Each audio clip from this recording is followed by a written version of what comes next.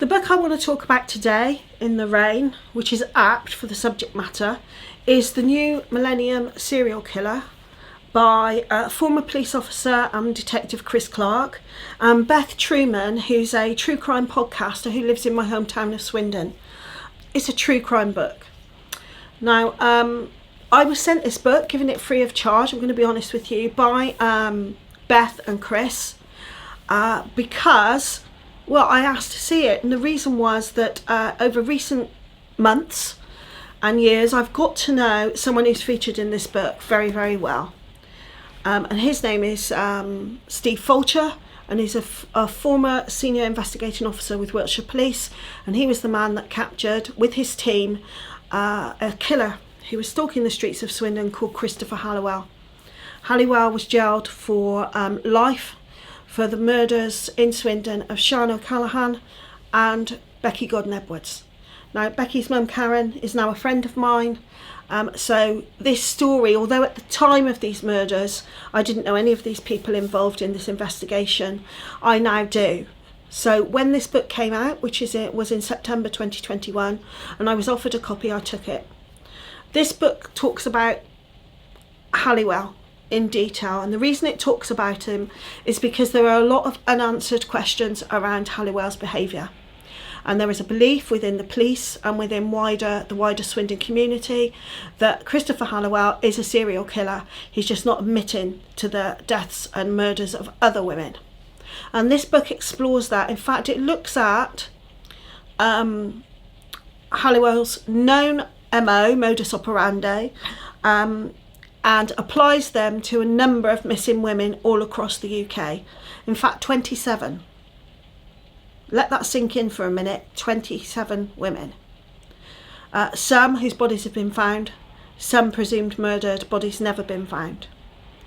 It also links him with a series of very serious rapes in Bath, which I also remember. Bath is a city not far away from where we live, and suggests he might be responsible for those. Now, I don't know, I'm not a detective, if Chris and Beth are right about that. If they are right that he's responsible for killing women all across the UK, because as a taxi driver, as someone who's lived in different parts of the UK, including Scotland and Yorkshire particularly, who was a keen angler and fisherman and travelled around various fishing sites in the UK, also used narrowboats and barges, was known to use the waterways. I don't know if he killed these people, and in fact Chris and Bethan don't know, but they're suggesting he might have. And they're suggesting that the police forces, various police forces, but particularly Wiltshire Police, have not done enough to close down these questions, the unanswered questions. The book also assumes that Halliwell himself will never admit to the other women he may have killed.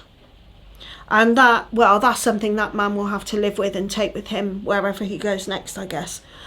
But this book should not have to be written. The police forces should explore every line of inquiry around the death of anybody. If you have a relative who goes missing and they live a chaotic life, as many as these women did, they were drug addicts, had drug problems, some of them, they were known sex workers, why is their life seemingly of less value than somebody else? Because that comes across loud and clear in this book.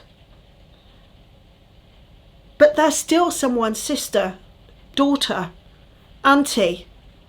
You know, they are still important to somebody, and people are out there with unanswered questions, and we need to know that our police forces explore every avenue of inquiry, and if it goes nowhere and it's a dead end or they haven't got enough money, they need to be open and honest about that with families and with the general public. When they do that, books like this, which question their authority, question the way they operate, question the fact that police forces don't work together or share information, books like this will always need to be written. Investigative journalists will always need to exist. Don't cover things up. I don't know if there is a cover up. I don't know if the evidence is there, but we're not going to know because none of these questions have been answered. And if the monster that caused the death of Becky and Sian and killed them is never going to admit who else he has killed, then we rely on the police to do that for us. It does appear there's a lot of evidence out there around things, but none of it seems to have been tied up or tied off. One small example that comes out of the book are some drawings that Halliwell did. They will not release them into the public domain.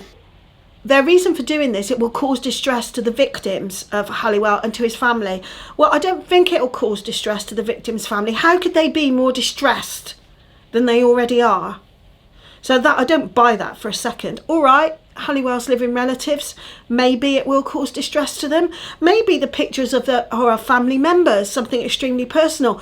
Why don't the police just say that? We're not going to release them because they're actually pictures of family members and therefore they're private. By leaving questions unanswered, there is an assumption in here that these pictures may be of areas where he's buried people's bodies of women. How do we know?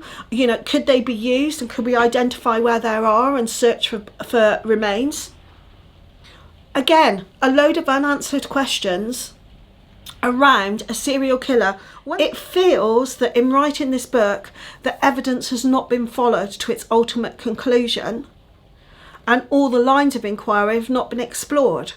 So I don't know if what this book claims is true or not, or is a stretch. It might all be true, but until those questions are answered, how are we all going to know? How are we going to have confidence that if a loved one of ours goes missing, that the police force in our area will do everything they can to find them, and if the worst happens, to bring a killer to justice? Because reading this book, my confidence is at a very low ebb, I can tell you that. So, word of caution, think carefully before reading this book.